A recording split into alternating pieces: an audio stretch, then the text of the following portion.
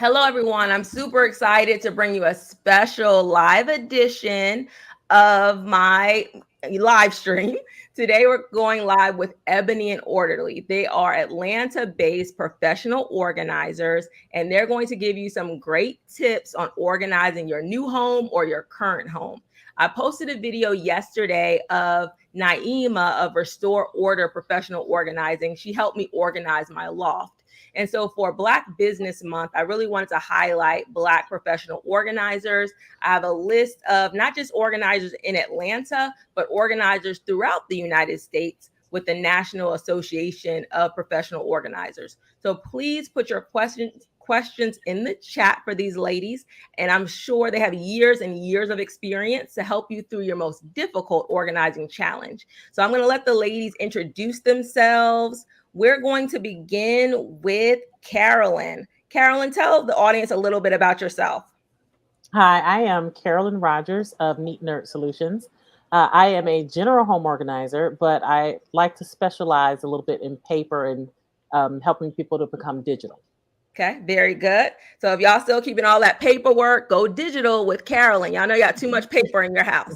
And if you need to be organizing to buy a house and get your paperwork organized, your taxes organized ahead of time, then you need an organizer like Carolyn. Dina, hey, Dina. Please tell us Hi. about you. Hi, my name is Dina. I am the owner of Closet Therapy with Dina. I'm a licensed professional counselor here in Georgia, coach and professional organizers. I help families with children or without move in the direction of their dreams through design, coaching, and professional organizing services. Okay, great. We have Deborah with us from South Carolina. Hi, Deborah. Discover with Deborah. Hey, Deborah, put your questions in the chat. Thank you for joining us this Sunday. All righty, Tiffany, introduce yourself. Hi, I'm Tiffany Blessingame of Simple Organization, and I help students and their families develop an organized approach to homework and school. So I specialize in working with students. Okay, very good. And last but not least, Naima. And Naima is the one in the video, if you haven't seen it already, that helped me organize my loft. Check out that video after this live stream if you haven't seen it. Naima, please introduce yourself and your business.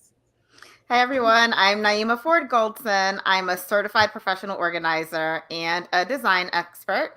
My business is Restore Order Professional Organizing in Atlanta, and I specialize in custom designs, closets, pantries, kids spaces, playrooms, you name it. But I also specialize in helping kids get organized. I am the author of Tidy Tessa, which is a children's book that teaches kids how to become organized. Okay, great. Naima, make sure we put Tidy Tessa in the chat. If we haven't already, let's definitely put that in the chat. All right, so please put your questions in the chat. I'm going to start with Carolyn. And Carolyn everybody's going to try to give you a tip. If you're moving into your home, your first home, what is the best tip you have for people moving to their first home? What should they do first if they want to keep an organized space? One of the things I always recommend for people as they're moving into a new home is to make sure that they plan to do a bit of purging before they actually move. It makes things a little bit easier in terms of determining where to place things before you actually move into the new location, that you go through the things that you have and you purge the things that you know that either you don't need or that's not going to fit into your space. And it also saves you a little bit of money, because why do you want to pay somebody to move something that you're not going to keep? Okay, so basically get rid of the junk. Do not bring the junk to the new house. That's what she's saying. Do not bring the junk to the new house. Start your move before you move. Gotcha. Thank you, Carolyn. Dina, what's your best tip? My best tip is, if you can afford to do so, hire an organizer to unpack you in your new space, right? If the best case scenario would be to, when you decide that you're moving and you're on the countdown, to work with the organizer through that purge process. It saves you tons of money, especially if you're hiring a moving team. Sometimes they do by weight or number of boxes. And if you could get that purge done on the front end before you even move, it saves you a ton of money. That money you can be used that when you pack up everything and have the movers take it to the next location, you can pay organizers to come in and unpack you and have it perfectly placed, right? Or even a simplified version of that will be to hire one organizer to consult along the way. If you're unpacking in a weekend, over the week, you can plan to have someone in the home with you to help you with that process and streamline everything to make it super duper easy. Okay, great advice. Hello, Jennifer, and hello, Crystal Ware. Thank you for joining us. Please put any of your professional organizing questions in the chat. Thank you so much for joining us this afternoon. Naima, what's your best tip? So my best tip would be, if you can afford it, to customize your spaces before moving in. There are so many times where, we just deal with the space that we've inherited from whatever home we purchased, or even if you're renting a space, there are some freestanding solutions that you can use, but make sure you get it to exactly how you want it. Maybe you need less long hanging space and more short hanging space. Maybe you need more shelves for shoes. Maybe you want to add drawers into your closet and you don't want to have a dresser in your bedroom. So customizing the space before actually moving your things in will really help you to maintain the level of organization. Okay, very good. And let's hear from Tiffany. People moving into their new space, what should they do first? What's your best advice? My best tip is to organize with your children with the spaces that they are going to be living in primarily. So their bathroom, teaching them where things are, what makes sense for them to have in their drawers, where the trash can is, where the hamper is. Go ahead and set those routines and systems up beforehand so that you're not cleaning behind them and coming behind them all the time. Okay, good. Help your children be more self-sufficient so you don't have to do all the work and be so overwhelmed. All right, we have our first question that came in. So let's take this question. I'm going to give it to Naima. Naima, where should Crystal Ware start with organizing her kitchen pantry? All right, Crystal, first thing you need to do, take a look at those spices. And if they are expired, toss them out. There are so many times when we go into pantries. Well, I think every time we go into a pantry, there are expired spices. Maybe people don't realize that spices do have an expiration date, There was a time I went into someone's pantry and they had spices that were something like 6 years past the expiration date. So go through the spices first and then purge everything that's expired, and then go through your food, purge everything that's expired. Okay, very good advice. Who else wants to take that one? Anybody else have any pantry organizing tips? I'll jump in. Okay. Naima and I both have a design background, and so the tip about getting those key spaces gutted before you even get there is amazing. If you can get an adjustable system in there, you can have, you get in there and they have the standard builder grade everything in there, and you can't fit your cereal box on, right? If you have an adjustable system in place, you can have everything laid out and start your journey of living in this wonderful new space. And these are the kitchen is the heart and soul of the house. You're in the kitchen and that bedroom and bathroom. Like if you only had 3 rooms, kitchen, bedroom, bathroom would be equal time, right? And so it is the workhorse of your house. And so getting that pantry kind of in place and getting that pantry purged through really well, no expired food, no half-eaten things that are not in safe container, bug-proof containers. Is great. There's a low end of that spectrum. Those Ziploc, big oversized Ziploc bags, close it up. High end of the spectrum is some of the OXO containers or some of the formalized containers for every single thing. So there's a budget for every single person out there, and a way to do it is just doing it up front saves you so much from on the back end of going through and having to unpack your home and then going through and getting organized. If you can just set it up one time and just maintain it through, is so much easier. Thank you so much, Dina. If you are just joining us, this is a special Sunday Live with Ebony and Orderly. They are professional organizers out of Atlanta, Georgia. They all have their own organizing businesses, but they come together to collaborate. I posted a video yesterday of them organizing my loft, and today we're going live. So please check them out in the chat. If you scroll up, I have links to all of their businesses, and I also have a link to the national. They all also founded the National Association of Black Professional Organizers. So if you're looking for an organizer in your state, definitely go to that website so you can find an organizer in your area.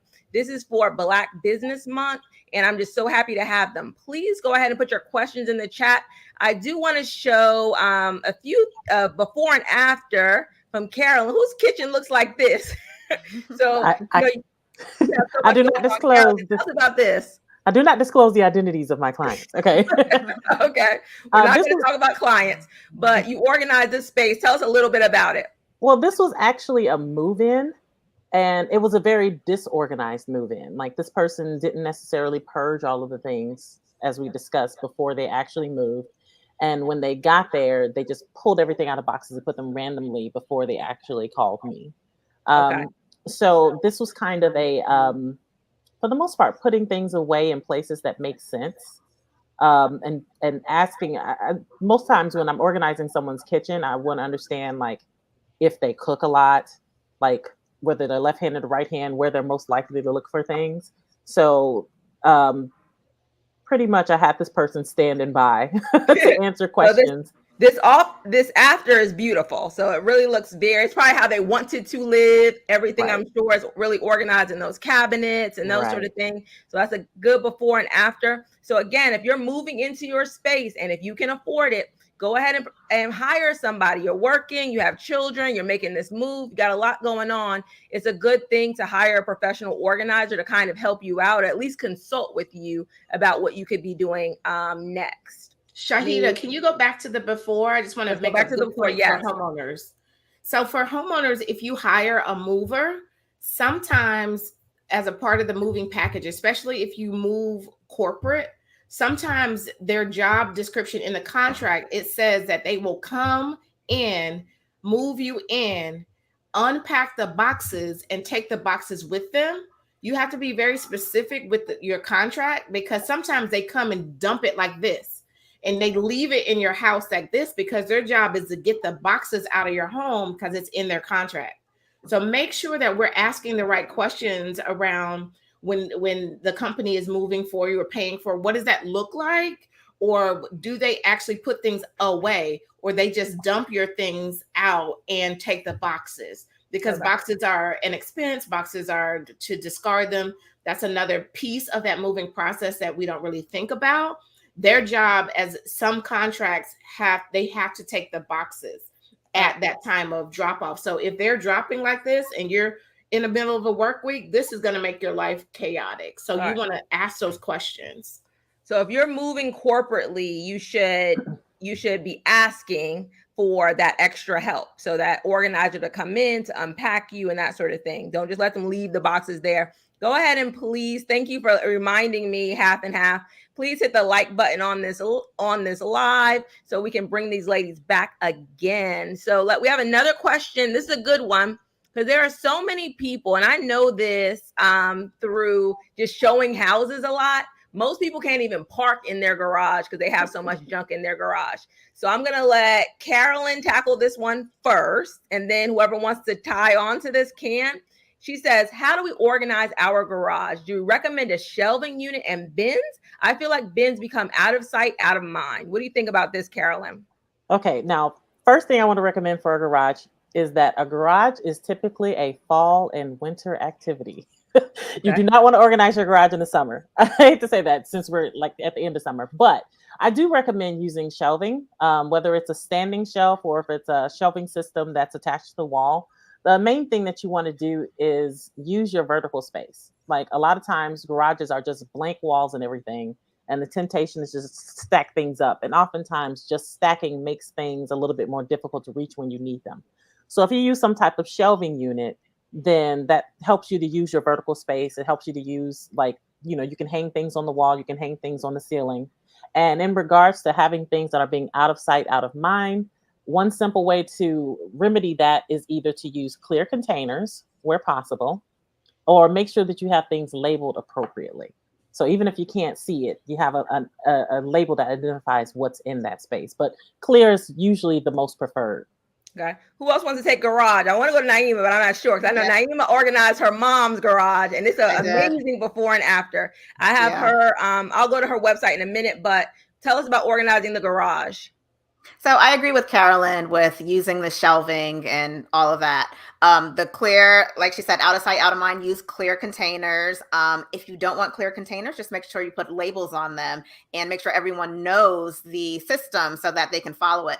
But you can also utilize the space on your ceiling. So they have systems that hook into your ceiling where you can store things, you can store bins above. So think like seasonal items. So maybe your Christmas decorations, fall decorations, any type of holiday decorations, something that you don't immediately need can be stored in those. It's like a track system that you can get from any hardware type store, like think big box hardware store. To store things away. So, and then that way you're able to park in the garage and you don't have to worry about hitting things on the side or not being able to open your car doors or things like that. So shelving, utilizing the wall space, utilizing the ceiling. Okay, great. And I'm gonna try to find that before and after on your website while we're waiting. All right, so I have a good question. I think this one is a good one for, no, that's the question I want. Sorry, I'm finding the right one. Okay, this one I want to give to Tiffany. No, sorry, it's out of my mind. I'm losing the question I had. I saw it. Okay, Discover with Deborah. She says a lot of times we don't have systems in place, so trying to decide on a system can be challenging. Is it trial and error? Like, should you just try to see what works, or should you have a system at the very beginning in place? Well, it helps if you hire a professional organizer because they're going to ask the right questions so that you eliminate some of that time spent with trial and error. Even if you can do a consultation with an organizer just to kind of talk through a few things and kind of get on the right track, I would definitely start there. And some of the questions that they're going to ask is, what has worked for you in the past? What is working or what has worked? When do you get most frustrated when you find things are most challenging? And so that way, anything that's going to lead you towards some of those challenging challenging ideas and frustrations, you want to go the opposite direction. But you have to actually sit down and think. Ebony and Orderly has a journal that helps you kind of think through some of the things when you want to think about organizing, whether it's within your relationships, your home, with your kids, with your time, all of that. So I would also suggest getting the journal from Ebony and Orderly so you can really take things out of your brain, put it down, create a plan so that you can really decide on a system that works. Okay. Thank you so much, Tiffany. All right. So please, again, put your questions in the chat for these organizing experts. And then Tasha has a question. Put that up. I'm going to let Dina take this one. It says, hello, ladies. This is probably a silly question, and it's not. It's a silly organization question. But how do you organize your beauty and hair products in your bathroom?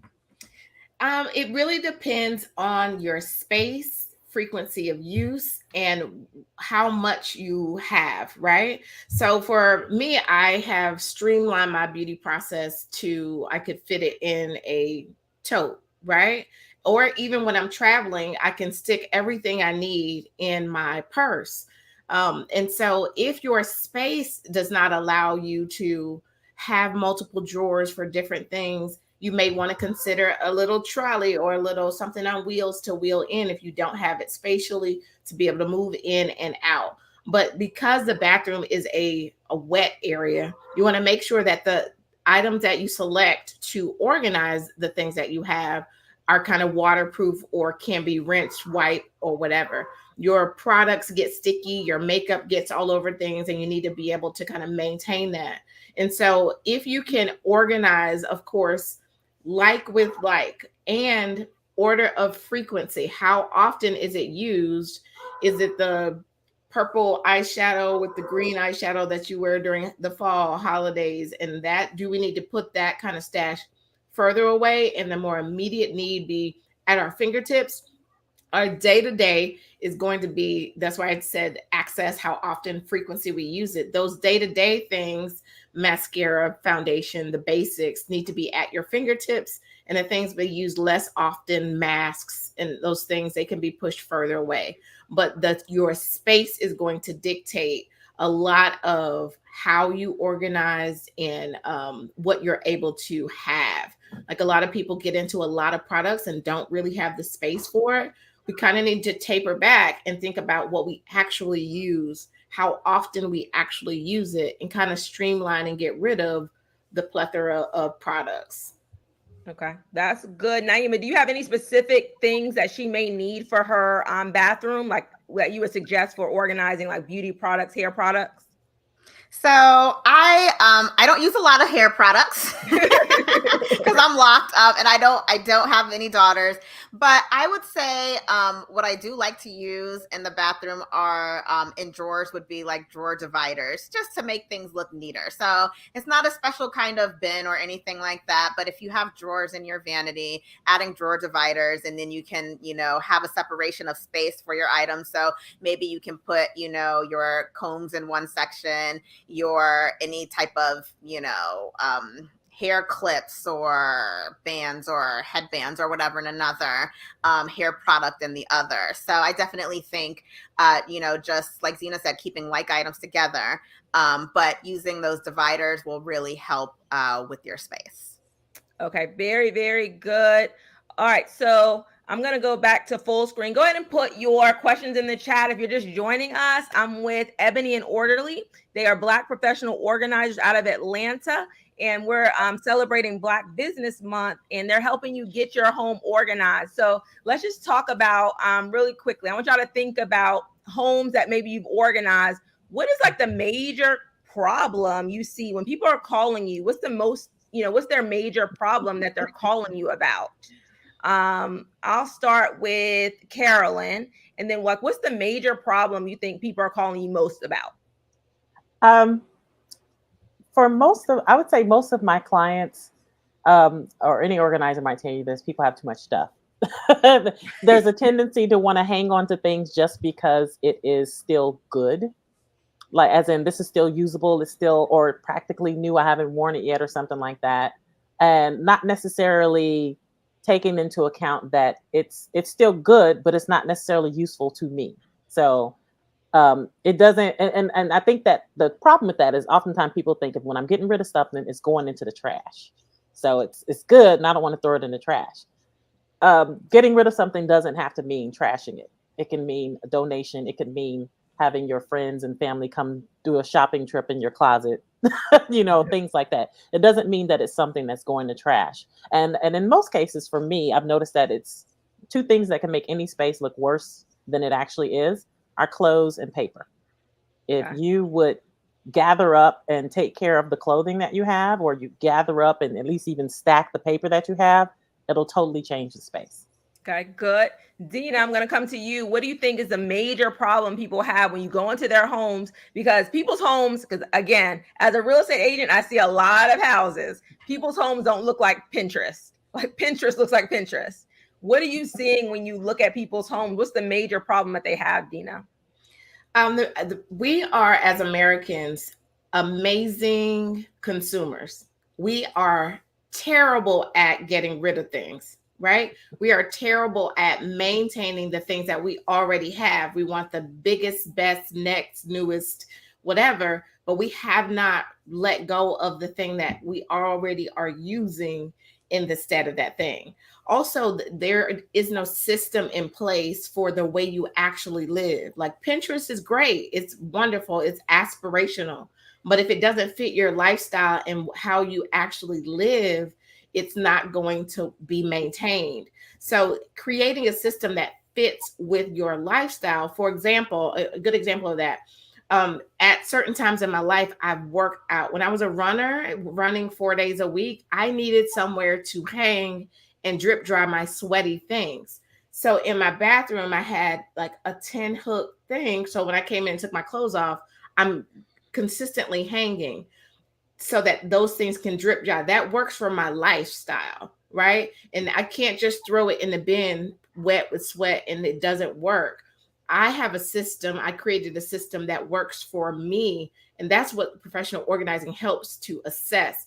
In a great assessment, or organizers coming in and they're feeling the space through, reading how you live your life through the patterns that you created in those piles. We're reading the piles, really.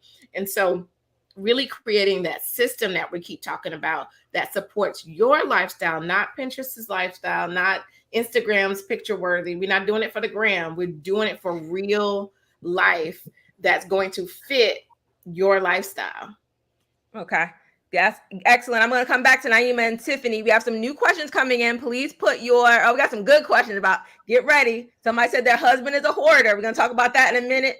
We have some, I'm going to click on this one. I'm at Tiffany, take it. And then Naima is going to be up next. How do you stay organized with kids? My toddlers destroy the house every single day. Let's help her out. And I'm coming to you, Naima, and stop letting those toddlers destroy your house. Go ahead. Well, I've been there. You want to think about how a teacher or preschool teacher or preschool class or kindergarten teacher, how they organize their classrooms, because those little kids, they know where to put back the little fruit from the dramatic play center, and they know where the blocks go. They know how to wipe off tables and things like that they're learning in school. And so you want to try to mimic that same thing. So where if they're playing with they have a little bin of big blocks that you set a little timer. I like to use the time timer. You set a visual timer of 5 minutes, time to clean up, and sing that little cleanup song and put those blocks back where it belongs. And let's not, Dina talked about, we're big consumers. Let's try not to buy all that stuff, because they just go over there and play with the box anyway. You guys know how it works. So get what they need and what they enjoy playing with at a little bit at a time, not to have everything out all the time, but set up your spaces, set up containers, clear containers with labels where kids, it's accessible to them, it's at their height, so they know where to put things back and where they go, and also where to find things when they do want to play with them. Okay, good. Naima, tell them about the kids.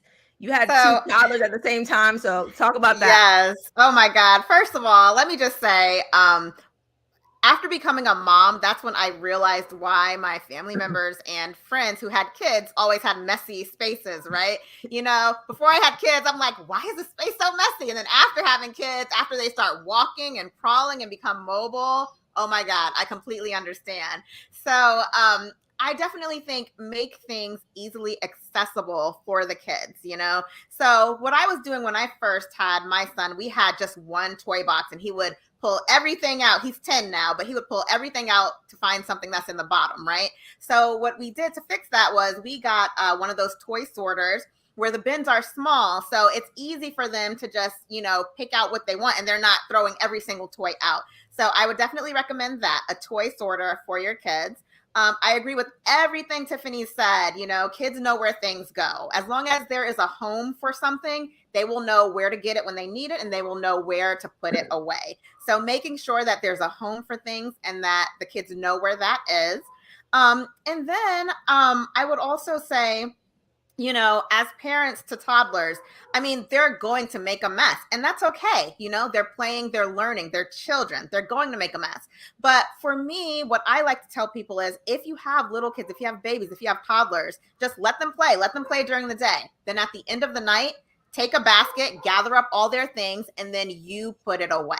If they're too young to put things away themselves, you can do it at the end of the night. And of course, the next day it might get like that again. But really, when it comes to organization, it's an ongoing process. You have to maintain that level of organization. So as long as you as the parent also know where everything goes, then you shouldn't have a problem with, putting things away. All right. Thank you so much. That's a good one. And get Tidy Tessa. I put the link in the chat. Tidy Tessa is an organizing book for kids, for toddlers. Start them young and they will stay organized. So please go ahead and get that. I'm going to let Dina grab this question. My husband is a hoarder and I am not. What should I do? how are we gonna do this? Don't say get divorced. So how can they handle this hoarded? Husband's a hoarder, but I am not. Well, we don't control other people. So allow him to be who he is within the parameters that you guys agree upon, right? If he's truly a diagnosed hoarder, then he would need to enroll in some sort of therapeutic services if that's something that you guys are wanting to rectify. But when it comes to cohabitation, merging two worlds, it's often difficult for this dynamic, right? We have one person who's super organized and one person who could care less. And we're not judging, we're not saying who's better, but it is your job to stay in that lane, and the common spaces or spaces that are that you agree that we can say, let's say there's overlap, the bathroom, the kitchen area, there can be some agreed upon norms, or this is what a day-to-day looks like. This is out of control, that is out of control. I always suggest that couples do what we call a scaling exercise. This may be a little bit too much for this feed, but on a scale of 1 to 10, how irritated are you with this space, right? It gives someone else outside of you a gauge of how bad it is or how bad it feels for you. And so we're each inching towards each other on that scale. If we're at the extremes, you're going to have to loosen up a little. He's going to have to step it up a little. And hopefully everybody's on board with trying to make a more amiable or calm space for the family. But there are areas that are just let them be. If you have separate closets, that's his closet. That's his closet.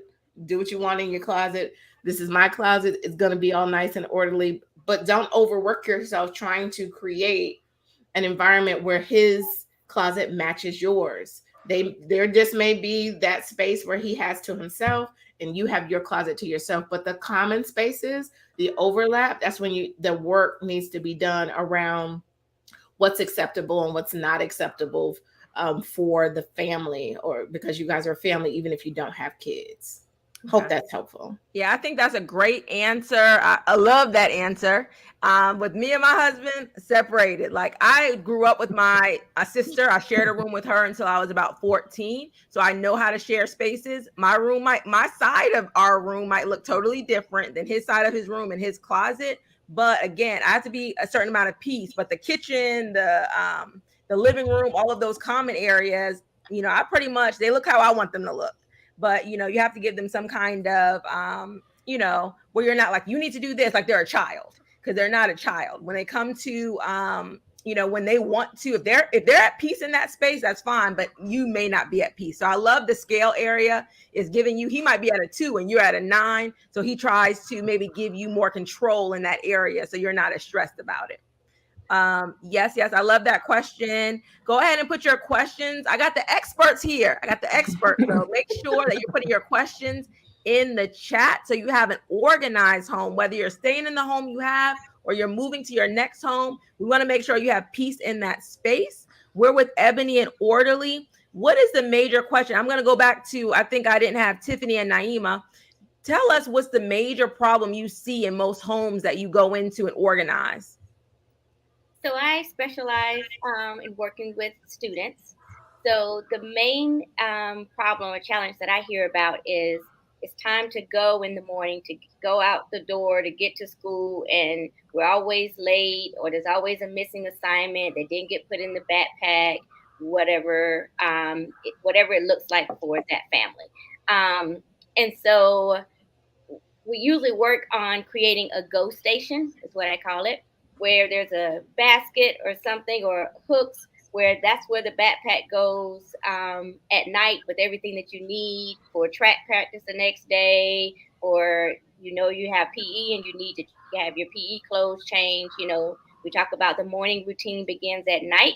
So go ahead and set that up at nighttime at the go station with everything that you need. So even the shoes, so that you're not going around looking for one shoe. One of the shoes upstairs, one's downstairs.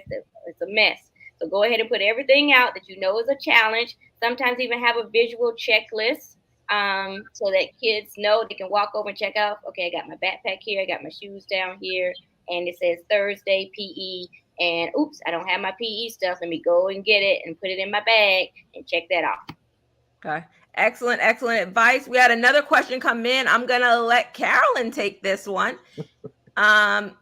Discover what Deborah says. Flat surfaces are challenging.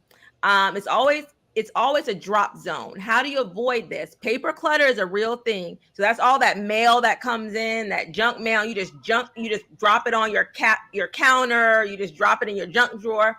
Do you suggest having a shredder at the door when you come in? And now you know nobody can shred that stuff every day. So go ahead. I always recommend that people set up I don't want to say a mail station, and it doesn't have to be a large space, but they have a space where they can set up a system for how they're going to handle the mail. Because you're right, you're saying paper, but most of the paper that we get in our home comes in the form of mail. So what I would recommend is just know what you're going to do with your mail as soon as you come in. And it may not be that you're going to look at it right away, but if you set up a space where it's going to go, like as soon as you come in, and you set up even if it's like, okay, I'm not going to look at the mail every day, but I'm going to at least look at it once a week. And even with that, do like a preliminary sort, as in, I know that I'm not a couponer, so I'm not going to keep all of these papers that have coupons. So there's a way for you to go through the things quickly that you know that you're not going to look at. Anything that's immediately junk mail, just go ahead and get rid of it. And then you can take the time to go through the things that you have later when you have time to actually look at it. And in that space, wherever that is, whether it's at the front door, if the front door is the place for you, then by all means, let that be the space. But it is a good idea to have a trash can and or a shredder nearby if you need to shred right away. Oftentimes, some people find it easy to just, keep like a shred basket and they're going to go through and shred it. Or something that I've learned over the years is that kids love shredding. I don't know what it is about it, but kids love shredding. That can be an age-appropriate task. If you don't want to go through and do all this shredding, set up a shred basket, and one of the kids' chores is going to go and do some shredding once a week or whatever it is. But set up your space. It doesn't necessarily have to be the front door, but if you feel like you have to do it right away like that, then that should be your space. But you are correct. Flat surfaces are the devil. The temptation to just lay stuff down is true. Thank you, Deborah, for that question. Put your questions in the chat. We're going to let Naima tell us what is her major thing that she sees in people's homes that is stopping them from getting organized. So a big thing that I see would be the clients and other family members in the home not being on the same page when it comes to organization. So like the comment that we had earlier, the woman saying her husband was a hoarder. There are times where I have a client who is on board, but then maybe the spouse is like, oh, why is she here? Why do we need this? We don't need this. We can do this ourselves. So I think that's important to make sure that you and your spouse or whatever other family members are in the home are on the same page. So then you can maintain that level of organization and so that you can follow any systems that are put in place. So get your family on board, whether that's, before you bring a professional in, talking to your spouse, talking to mom, grandma, your kids about, what your expectations are, why you feel this is necessary, and what the outcome is that you want, because then that way everyone's on the same page and it'll be easier for everyone to maintain that level of organization. Okay, very good. Okay, so I am going to, while I'm trying to figure out how to display Naima's website, I'm going to let Dina we didn't really talk about why is organization so important. We're talking about, I know you're a licensed professional counselor. What is the mental part of it? We have so many people with anxiety and going through so many things. Why is organization so important, especially now after COVID, post-COVID, people staying in their homes more? Why is that so important? So it's important because it's almost the same analogy as the egg, chicken, egg when it comes to internal versus external clutter, right? Our physical spaces are a physical representation of the disorganized thoughts, disorganized patterns that we may be having. Sometimes people are chronically disorganized. Sometimes my clients are struggling with anxiety, overwhelm, depression, and it shows up in their spaces. And so it's important for us to create our own baseline or form of what we call normal, so that when we are out of sync with that normalcy, it's easy for us to see, oh, I haven't done this in a certain amount of days. I need to kind of tighten up and make sure we look at it. And so a lot of times we are, I'm speaking of myself, an African American woman is at a higher risk for mental health disorders than most. And a part of that is being observant of order, being observant of being able to let go. That's let go mentally, let go physically, let go some of the attachments that we have to things, people, places, and things, right? And we were talking about organizing. We've attached value to all these things that don't necessarily serve us today, tomorrow, or moving forward. And so we assign value to things. We can also unassign value to things. And so we can therefore let things go and put things back in order to create calm, to relieve that external stress and internal stress. Sometimes the chicken, egg is our space is cluttered, and it is visual clutter that creates this anxiety. And sometimes our anxiety or stress level doesn't allow us to deal with our clutter. So sometimes it's one or the other, but it's really important to create some stability in that space so that it doesn't add to the stress that we already have. All right. Thank you so much. I'm going to go ahead and try to share the screen. I'm going to share two things, because if you're just joining us, I have Ebony and Orderly, and they are professional organizers out of Atlanta. And I'm going to go ahead and show Naima's page really quickly. She has some before and afters. She is an expert pro of all those closet organizing and organizing systems. So check out her website. We have it in the chat. She's also been featured in a lot of different publications. So definitely check that out. We were talking about garage organizing earlier. She has a few samples of that. So I want to show her website, and also the National Association of Black Professional Organizers, because we're doing this special live for Black Business Month. So we want to make sure, if you're looking for an organizer in your city, we have the National Association of Black Professional Organizers, who these ladies, Ebony and Orderly, founded. So make sure, if you're at a space and you're moving into a space or your current space, and you really want to make sure you're doing it differently this time, I want to make sure that you know you have resources available to you, and professional resources. And again, if you can't afford the full organizing, to have somebody to organize all of your spaces, even if you have them come in for a consultation to tell you what you should be doing, then that's going to be valuable as well.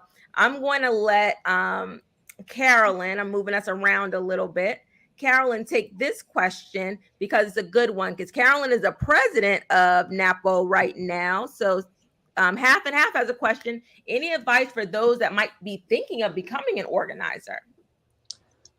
Just do it. No.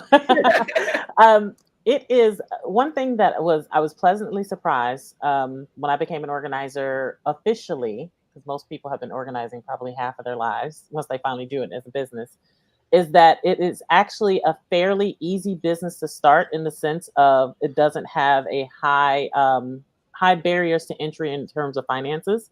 One thing that I would start doing is building my, or I would recommend that people do, is start building your portfolio and skills.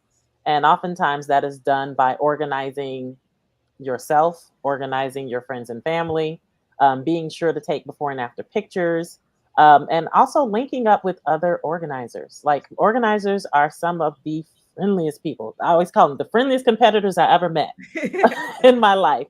Just the way that we came together, just chatting and encouraging each other. I have found that other organizers, when I was first starting, have been the most encouraging people, making the best recommendations for business and whatnot. So it's a link up with some organizers local, that you know, and just do it. Start organizing. Start organizing yourself. That Right. you are your best starting point. Yourself, your friends, your family, and things like that.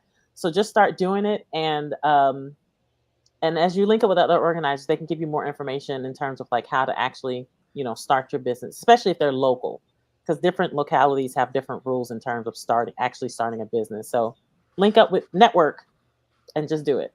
Okay. Yes. And please check out the National Association of Black Professional Organizers. I put that in the chat. If you scroll up, you'll see everybody's contact information. And then this video at the end will have everybody in the description. Everybody's links will be there as well. Thank you so much, Half and Half, for that question. And Feel free to please, contact me. Sorry. yes, yes. And please, if you're Carolyn again is a president, so if you could contact her as well. But please put your information, your questions in the chat so we can answer some more of your questions. All right, so we have another one from Seeking Truth. I'm gonna try to keep us like this for a little while so we all can kind of tackle these questions. How to tackle passed down family heirlooms. So people that I guess have maybe passed on and it's left to them, and boxes of pictures from deceased parents. If you want to raise your hand and want to take that question, I'll let you take it. But how do you tackle some of these things? If not, I'm gonna call on you. How would you tackle some of those things? I'll let Carolyn go, and if anybody else wants to add on to that, that'll be great. I'll start with the pictures. Um, uh, Heirlooms, it depends on what it is, in terms of how much space it's going to take. It may be, you don't have to feel the need to keep everything yourself. It may be something that you distribute amongst other family members that may have attachments to it as well. But for your pictures, boxes and boxes of pictures, one of the best things you can do with pictures, especially to preserve them, is to have them scanned. Because, I mean, that's how we're sharing our pictures now anyway. Everything's digital. So I would have the picture scanned, and I don't like throwing away pictures myself, but I would find a picture storage space to like consolidate them so that they're not taking up too much space. Okay. Do you recommend, is there like a company, or do organizers, can she hire organizers to scan all the pictures for her? Or is there a company that you would recommend? There are some organizers that actually do scanning. There are some organizers that specialize in organizing pictures, like scanning pictures, organizing them. There are some that'll help you put together a family photo book, a picture book for those things. So, and there are some that will even do touch-ups, if there are some pictures that need work. So if you're not apt to do that yourself, then you can definitely find either an organizer or a service that will do that.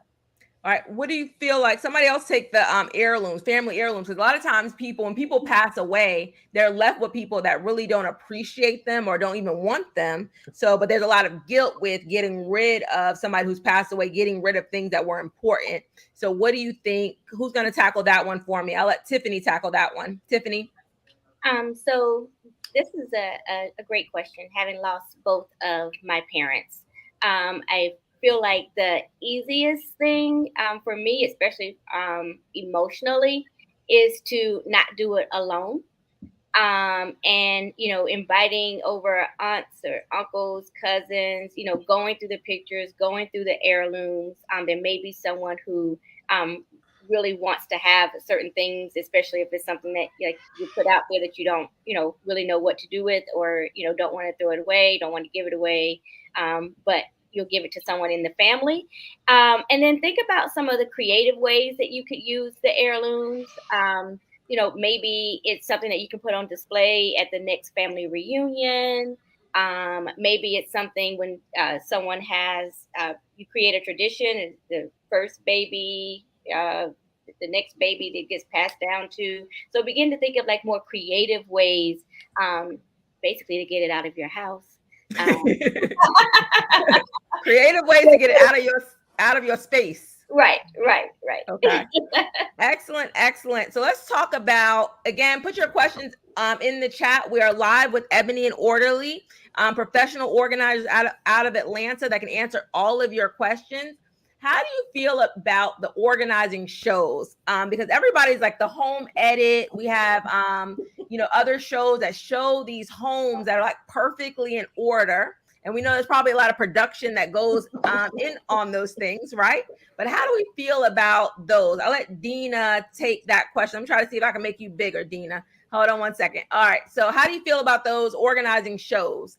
I love what the exposure has done for the world of professional organizers as a business. Like it's given us all this information that this position actually exists, and there are ways to move through clutter and move people in the direction of the home that they want to have, right? It's great for education, it's great for the exposure, but I think that because we are into sensationalism, the before and after, the in between is what we need more of. The educational piece around what it is required to break attachment patterns, what stress had, the impact of stress, the impact of mood disorders, all of these things, and that relationship dynamic that we talked about, right? One person being organized, the mom doing all the work, or the dad doing all the work, or that dynamic that is important, and who's actually doing the work is not really shown. It's organizers, professionals coming in, doing it over, boom, boom, magic wand, and it's done. We really need a more comprehensive show that shows the process and of organizing in a real way. And can they maintain that level of organization? Can they maintain it? The thing that people often miss out on is not just where you put it, it's your ability to access it and put it back in the future, right? If there are 2 steps to get into a box, you're less likely to put it away properly the next time. Maybe you just need 1 step to get into it. So that maintenance piece is really important as well. Okay. Very good. Let me go back to our full screen. Go ahead and put your questions in the chat. Anything you have about home organization or any kind of level of organization. They have organized everything, I'm sure. What has been, we're going to go over while we're waiting for a few more questions. What has been your most challenging? I'm going to start with Naima. What has been your most challenging organizing project? So what do you have you been most challenged by as an organizer? So, this is a tough one because I feel like with, being a professional organizer, a lot of us have to be pretty cool under pressure. There are times where we go into situations where there is just so much clutter and you might be overwhelmed. For me, I'm overwhelmed for a split second. And then it's like, okay, I'm going to start here. I'm going to put this here, put that there. And I just start it. And then when it's done, people are usually like, how did you do that? But I will say early on in my career, like maybe within the first year, I did have a couple challenges that luckily I haven't had to deal with that, recently. And, the later years, I've been in business for about 10 years. But I had I don't typically work with hoarders, but I had a client's family member reach out to me and say, hey, we are helping her get organized and we wanted to hire a professional organizer. So the red flag was not speaking with the client first and, just showing up to the home with the lady who hired me. So in hindsight, and again, this is the first year I was in business, I probably would have, checked in, with that client to see if this is something that she was open to. Because I got there, she was not open to it at all. Every time I walked past her, she kind of glared at me. So it made it a very uncomfortable situation, So now when I have people reach out to me and say, hey, my mom needs to get organized, it's like, okay, great. What's your mom's phone number? Because I need to have a conversation with your mom. Luckily I learned that early on. But I would say that has been the biggest challenge when it comes to organizing for me. But yeah, it's just, dealing with the different personalities of people who may be willing or unwilling to go through the process. So when people are hiring an organizer to organize somebody else, like I'm giving them a gift card to get them organized, and they never said they wanted to get organized. Right. And that's the thing. It's like, just check with them, let them know, hey, mom, I hired someone to come organize you. Or, hey, mom, I bought you this certificate. This is the lady's phone number. This is her email address. Reach out to her when you're ready, not just surprise. There's an organizer at your door. Right. All right. So that's a good one. And there's a question in the chat. does anybody work with real estate agents? So, and I want to ask you something else, Tiffany. I did in the past. So Dina said in the past. Yeah. So I think if you are trying to prepare a home to get ready, get it on the market, there's a lot of decluttering that needs to happen. So a lot of professional organizers do deal with real estate agents, but again, the real estate agent or the client is the person that really needs to hire them, because they're going to come in trying to get rid of those things. So you may come in as an agent and say, you got to get rid of some of this stuff, but the client needs to actually want or have the desire to get rid of that stuff. So I think most professional organizers do work with real estate agents, but it's actually the homeowner that winds up hiring the professional organizer. And whether you give them some kind of discount or credit or something like that on your end as an agent, that's kind of up to you and your business model. But Tiffany, I want to ask you, since you do deal with, you specialize in student organization, what has been your most challenging thing when dealing with kids and trying to get them organized? So usually the kid is not the challenge. Usually it's the parent who's the one who hired me. So that there's this line here of, I want to serve the student. I want to make sure that they're creating systems that make sense to them. And it might not make sense to the parent, or the parent may not do it that way or want them to do or have the system that way. But that's what makes sense for them. And so my challenge is helping the parents to understand why this works for the child, helping the child to learn to advocate for herself or for himself. And then also, if there are parents who are co-parenting and not together, right? What does this look like in this home? And can we replicate or get a similar system in the other home? And is the other parent open to also working with the organizer? Okay, so you may have a parent, when they go to their other parent's house, it's kind of free. They don't turn in their work. They're doing one thing over here. Then when they get to the other parent's house, it's something else. You help get one system or get both parties on the same page. Yes. Okay, so it's really the parents that are having the issues, not really the students, and trying to get everybody. That's a good point. All right, I'm going to let Naima tackle this question, because I think pricing can be all over the place. But in general, let's give them a range of how much it would cost to probably hire a professional organizer. So I would say,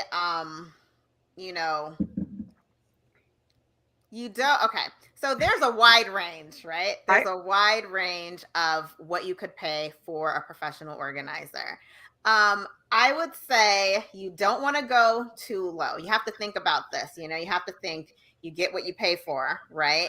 The level of service that you want, the level of expertise that you want. Okay. So keep that in mind. Also keep in mind, when you're working with a professional organizer, you're only working a small amount of hours at a time, right? So let's say you have an organizer that is $100 an hour.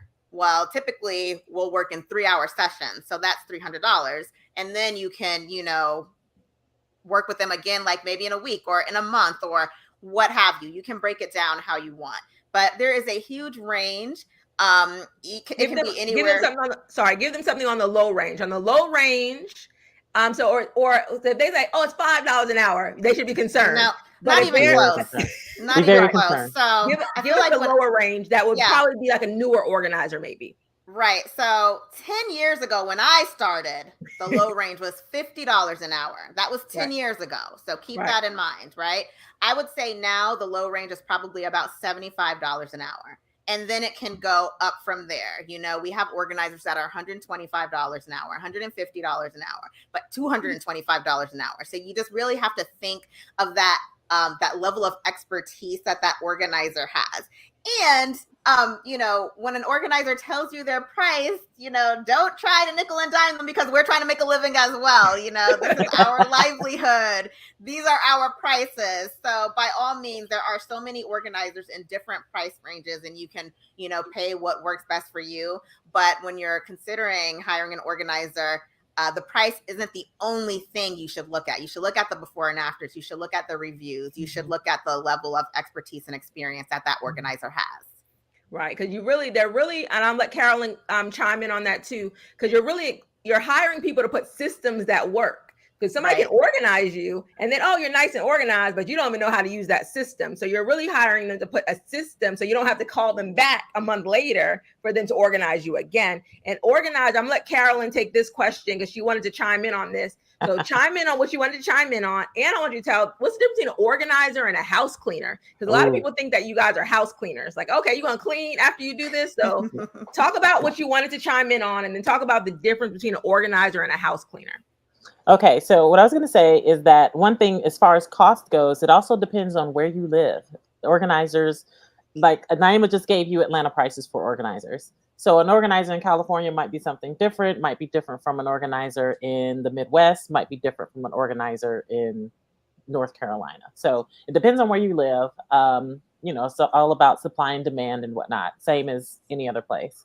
And also when you're selecting an organizer, when she say there's other things to keep in mind, you want to make sure that you have someone that you are comfortable with, because I always tell people, it's like, look, I'm about to be in all of your stuff. Like I'm going to pull all everything your paperwork, out. Right. Your paperwork, your anything. I'm going to find money, just all kinds of things. Your tax record, your social security number, all of that stuff. Exactly. Don't get the person off of when they getting people off of Facebook Marketplace. Facebook Marketplace for $20 and they steal your whole identity. Exactly. So it's like, I'm about to be in all of your stuff. If there's something that you don't want me to see, I need for you to put it someplace and tell me not to look there. So it's you need to be comfortable with who you're working with. And oftentimes, there's different levels of service. So that's something else to keep in mind. It sounds steep, but I've never met a steep price, but I've never met anyone who's regretted hiring me. Okay. Good. That's a good point. Nobody's ever regretted hiring you. And I get people that call me back all the time. I have clients that I work periodically with for years. Okay, good. So, Carolyn, talk about the difference between a professional organizer and a housekeeper or house cleaner. A house cleaner. Okay, most organizers do not clean. I am not going to pull out a mop and a bucket. And I might wipe a counter down because I'm going to lay something on it. Maybe. Right. I might say, hey, clean it up when something's over. I'm not the person that you want cleaning your house. Right. You don't want me cleaning your bathroom. Organizers we're more about placement of your personal items, placement of your belongings, putting systems in place and making everything look nice and neat. A house cleaner is going to be the person that's going to do all the dusting, all the mopping, all the sweeping and everything like that. Some organizers might do a little bit of that just for the sake of I don't want to put a bunch of books on a dusty bookshelf. I might wipe off that bookshelf, but I'm not going to break out the pledge to make it nice and shiny. But here's another thing. Having someone get you organized is going to make it easier for your cleaners to clean, because a lot of times cleaners, they may stack it up and make it neat, but it may not be where you want it to be. Some of them may, but most of them don't move something to a location where it's supposed to be. But oftentimes they'll lift it, clean it, put it back, so they're not helping you tidy it up in a sense of it's going to be in a functional place for you. Right. And once it's organized, like you said, once your house is organized, it's much, much easier to clean. And Tiffany said it best. Tiffany Sunshine Brown said, pay the fee to be free. So make sure if you want to get free long term, everybody's clapping to that. Tiffany says, pay the fee to be free. Yes. All right. Let me put you guys all back together. Put any final questions in the chat. Go ahead. If you have a question, you have a chance to get with a counselor we have on here. We have certified professional organizers, people that have been organizing for more than 10 years. Get your questions answered. Put in the chat. Please like this live stream. Tiffany has something to say. I'm going to let her say it. Let me move you up a little bit, Tiffany, so people can see you. Go ahead, Tiffany. Well, you didn't have to put me up. I just saw a question somewhere about DVDs. And I didn't know if you saw. Okay, I don't see that question. Hold on. And not that I have the answer for it. DVDs. Okay.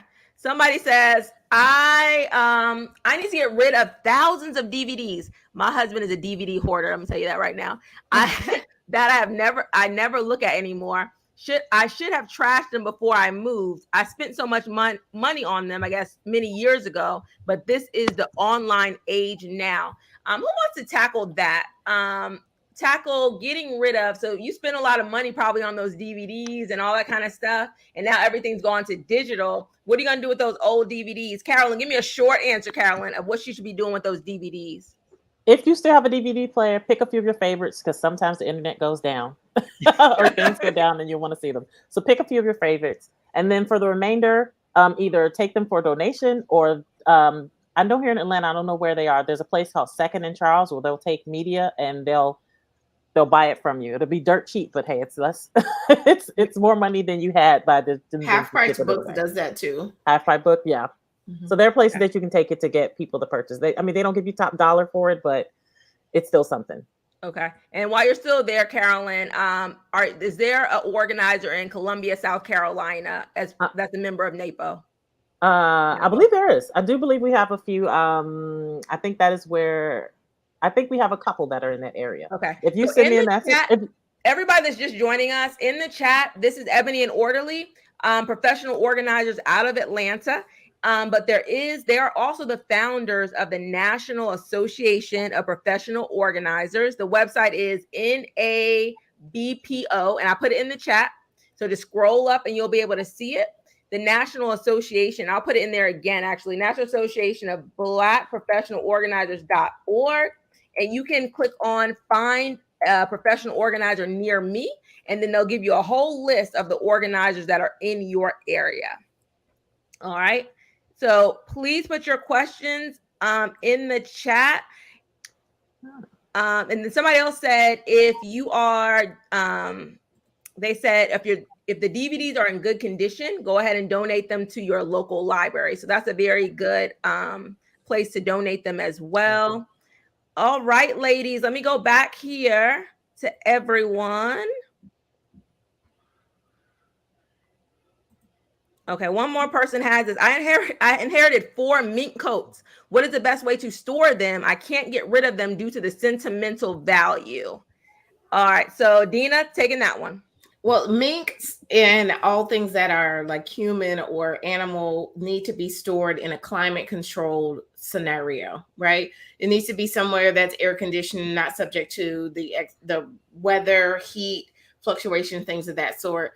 Also, what we don't consider is the light and exposure of heirlooms or pictures and things like that. So that's why a lot of those boxes are dark or opaque and not able to see through, because they age your pictures, they age your fabrics, they dry them out, and you get that dry rot thing. So it's important for minks and things like that to be stored appropriately within climate controlled areas. Okay. We have one more other question pop up. Good afternoon, ladies. I'm just getting on this live. Thank you, Vicki, for joining us. For organizers in Atlanta, do you travel within the state? I'm in Brunswick, Georgia. I think I'm going to, every organizer is going to be listed in the description of this video, and they're also in the chat, and you can reach out to them as far as Brunswick. How far is Brunswick from Atlanta? I don't even know. Does anybody know? I don't know. I think Brunswick is south towards middle Georgia. I think it is. Vicki, put it in the chat. How far are you from Atlanta? Because if they don't travel to that area, there may be somebody else that travels to that area. All right. I want to, and again, I'm so thankful for everyone that's on the chat. Please like this live stream. If you want more content with this, if you want me to bring them back on for another Sunday to talk about more specific areas in your home, because one thing, regardless of whether you're buying a new house, you are staying in your old house, you're in an apartment, how you live is very important. You want to have peace in whatever home you're in currently, or whatever home you hope to be in. You want to make sure you have peace. And sometimes that peace is through, your surroundings, having order in your house, having a clean and neat house as well. So I want to, I'm still looking at your questions. She said we're about 1.5. Oh, they're about 4 to 5. Basically, they're close to Florida. So they said about 4 to 5 hours away. So that would have to be a big job, Vicki. That would have to be a big job. But if you go to the National Association of Black Professional Organizers, there's probably somebody a little bit closer, maybe in Savannah, that might be able to help you in that area. Yeah. All right. So we are going to, if any other questions come up, I'll answer them. But I want you to tell a little bit more about yourself and who you serve, Dina. And then just any tips when people are, people are buying their first house. I know you gave a few tips, but some people may have been there. Tell us who you are, your business, and what is your tip, and why you're in like the organizing space. So my name is Dina Smith. I'm the owner of Closet Therapy with Dina. I'm a licensed professional counselor, coach, and professional organizers. I serve kind of at the crossroads of mental health and your physical space, providing solutions, whether that be relationship dynamic, coaching, education, skill building, design, whatever the family needs to improve their current situation, right? That may mean everything's out of order in the space or everything's out of order in the relationships. And so having that crossroads and being in the home, you can't really hide. You can hide when you go to therapy, but if I'm in your space, we can't hide at all. And so I serve people in a lot of different capacities. I really meet my clients wherever they are. If they need coaching, let's do it. If they need a new closet design, let's do it. If you're needing some counseling and therapy, that's a separate service, but it's still a very important service that I offer for my clients. And what was the second part of the question, Shahida? I was saying, why is this your space? Like when you talk about organizing and all that kind of stuff, why is it something important for you? Being organized as a person. I'm also a single divorced mom. And had it not been for organizing or being organized, I would not be where I am today. Being a single mom requires that you juggle and streamline a lot of different things at the same time. I've pursued my education as an adult, and being organized around my time, my finances, my education, all of these things would not be in place without that integral piece. There are other pieces, of course, support system, finances, education, career path, but being organized, it was the vehicle for me to move from just survival mode to thriving. And that's what I want to give back to clients, what I want to give back, especially to single women in those spaces of being unpartnered or divorced. That's where my kind of corner of the world is. That's where my passion is. All right. Thank you so much, Dina. Carolyn, kind of tell us the same thing, because some people got into the live a little bit late. Tell them who you are, who you serve, and like why you're in this space. I am Carolyn Rogers of Neat Nerd Solutions. I am actually a part-time organizer. I am a nerd full-time. So that's hence the name of my business. I'm a software engineer. And I started organizing. It actually started because I like to travel. It's something that organizing is relaxing for me. So it was something that I generally like to do. And I was like, oh, it's a great way to supplement some of my travel.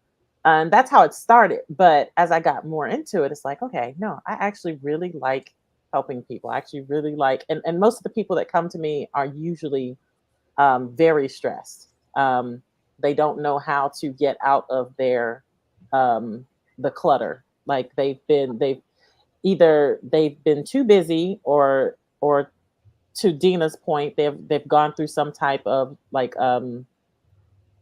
emotional trauma or something like that, and for whatever reason, whether it's busy or trauma, their space has gotten out of control, and they often just have a hard time figuring how to dig themselves out. So I just found that I really like helping people. It's something that I find relaxing. So why not marry the two and then make it work out? All right. Thank you so much, Carolyn. Naima. So I am Naima Ford Goldson. I am a certified professional organizer and a design expert, and I own Restore Order Professional Organizing in Atlanta. And my specialty is custom design, closets, pantries, garages, home offices, playrooms, you name it. Any space that needs to be organized, I can custom design it. But I also enjoy really working with children and helping to maximize the space in a child's room, or help to set up systems for parents, busy parents. I grew up in a chaotic household. I have 7 siblings. So that is my why. That is why I became a professional organizer, because everything was chaotic for me growing up. And I was always the one who would organize and clean everything. And I just really appreciate that calm. So I started that business, and everything's been going great. In my house, I have these systems. It's really helpful because I have a child who is on the spectrum. And if I didn't have these systems in place, it would be a little bit difficult to navigate through things. He knows where things are, and it just makes life a lot easier. So I really enjoy helping parents, and then especially helping, like, anyone that has a special needs child as well. So that is my why. Thank you for having me. Thank you, Naima. And we're going to end with Tiffany. Tiffany, tell them why you're in this space, a little bit more about your business, and we'll end with you. I'm Tiffany Blassingame, and I am the owner of Simple Organization, and I help students and their families develop an organized approach to homework and school.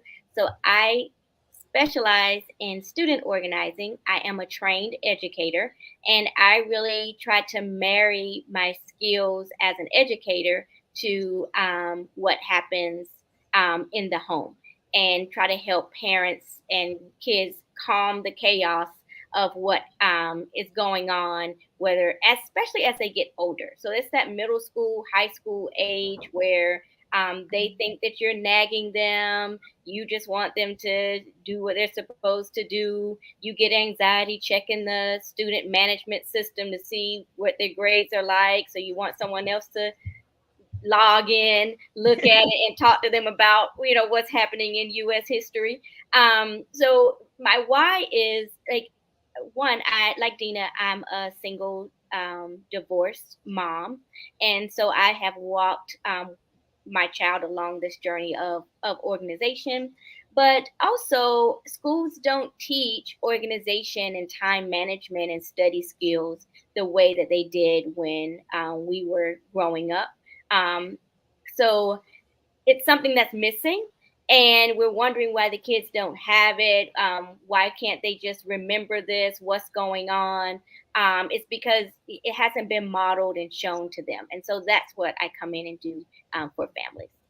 All right. Thank you so much. And we're in with Janet. Janet says, thank you, ladies, for sharing. It's much appreciated. We had some great feedback in the chat. Please like this live stream, subscribe if you're not subscribed already, and please reach out to these ladies, come back and share this live with anyone that might need some organization in their home or in their life. Thank you so much, Ebony and Orderly. Any final words? Get organized. Get organized. All right. All right, ladies. Thank you so much for being on this live. I really, really appreciate it. Thank you. Thank you for having us. You have a great Sunday.